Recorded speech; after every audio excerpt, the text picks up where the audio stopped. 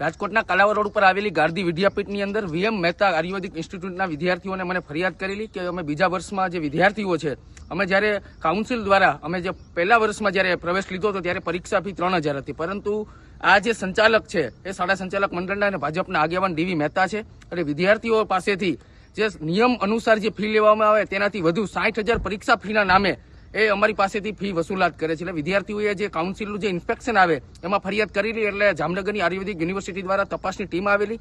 જ્યારે તપાસની ટીમ આવેલી ત્યારે આ DV મહેતા અને તેના ટટ્ટુએ વિદ્યાર્થીઓને એવું દબાણ કરેલું કે તમને કોઈ તપાસ ટીમ આવે તમારે એમ જ કહેવાનું અમારી પાસે એક પણ જાતની રૂપિયાની વધારાની ફી લેવામાં નથી આવતી.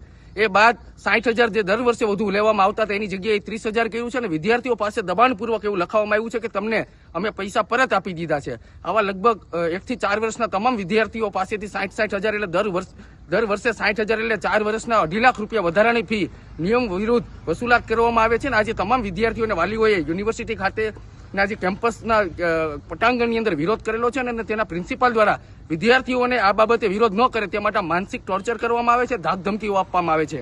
આ ફી DV મહેતા અને તેના ટપ્પુઓ દ્વારા પરત ન આપવી એ માટે એમને બસના ટ્રાન્સપોર્ટેશન જો આવે, કારણ કે રાજકોટથી 30 કિલોમીટર આવેલી કેમ્પસ છે, એટલે બસના ફીમાં 40% વધારો ઠોકી દીધો.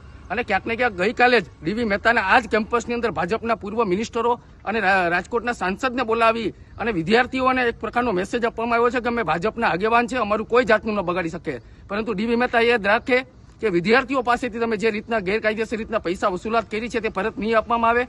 ગુરુવારે તમારા ઘરનો ઘેરાવ પણ કરીશું. એટલે મહેરબાની કરી અને આ વધારાના પૈસા જે વસૂલા એ પરત આપી દો.